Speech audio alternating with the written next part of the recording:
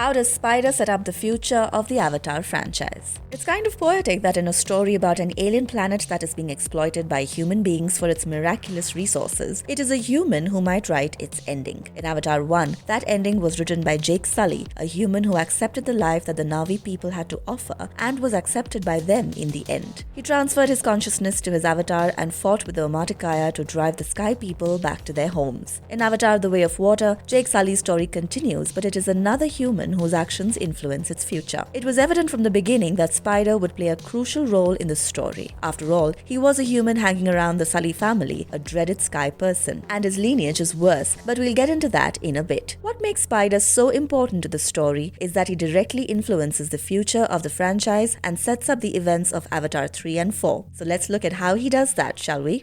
Who is Spider and why is he important to the story? Spider is a human being who was born on the RDA facility operated by Miles Quaritch a year before the assault on the Tree of Souls. In fact, he is Quaritch's son, but because his mother and father died in the human-Na'vi conflict over unobtainium, he was orphaned at a young age. Because he was still an infant, there was no way to put him in a cryo chamber and send him back to Earth, so Miles grew up with Norm, Max, and the chosen few researchers who remained on Pandora to continue their study. Despite being a human being and being surrounded by a relatively good-sized group of humans, however, Miles felt more of a connection to the Na'vi people. From a young age, he would don his exopack and go hang out with his adoptive siblings from the Sully family. He was fascinated by the Na'vi and wanted to be a part of them, but because of his human physiology and the lack of an avatar for him to control, he had to learn how to traverse the dangers of Pandora by himself. But Miles was a determined kid who learned how to climb and swing and do most everything that the Na'vi could, earning himself the nickname Spider. He preferred to dress like the Na'vi, adorning his own body with paint and wearing organic clothing, and knew their language as well as he did English. For Spider, Jake Sully's family was the nexus point of his heritage and his interests, and so he just began hanging around with them. Jake even compares him to a stray dog that attaches itself to you, and one day you just grow fond of it and refuse to let it go. Spider has an okay relationship with Jake and Neteyam, a strained relationship with Neytiri, a good relationship with Loak and Tuk, but is closest to Kiri, who calls him Monkey Boy and is super protective of him. And it is his relationship with Kiri, his heritage, and the choices he makes in the course of the movie that make him the pivotal character in The Way of Water.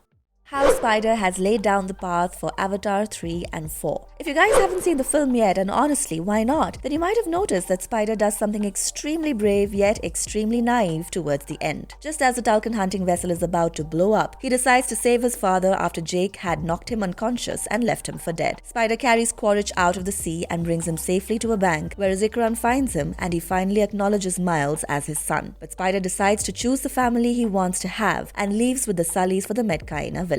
The fact that Quaritch is still alive and kicking is a rather straightforward sequel setup. Expect him to come back in the third movie either looking for Jake's blood once again, or his son, or just return out of sheer bloodlust or something. But it's the fact that Miles chooses to stay with Jake's family that is more intriguing, because Miles is the only one who is aware of and takes seriously Kiri's claim of having a connection to Eywa. Miles is a human. He lacks the cue that the Na'vi possess to commune with their great mother, and he doesn't have an avatar to become a part of them either. But he arguably understands their planet and culture even better than Grace Augustine did, because of the fact that he grew up in it. There is a reason that he is the one whom Kiri trusts the most, enough to actually trust him with the secret of her seizures, but that isn't all of it. If Spider was somehow provided an avatar, which we think is his greatest desire in life, then he could be compelled to cooperate with his father once again, who is clearly not above using emotional manipulation to get what he wants. But it also means that Spider is basically the next Jake Sully and Kiri is the next Neytiri, even though they might not acknowledge their attraction to one another. If Spider is destined to follow in his adoptive father's footsteps, then he must face his actual father as well, and that means that Avatar 3 and 4 will basically see what happened in Avatar 1 and 2 unfold on a truly global scale. That would make Spider the linchpin character for the series, which is something we are more than interested in seeing. And his potential romance with Kiri might also lead to us finding out more about the true nature of Eywa, whose presence looms large across both films.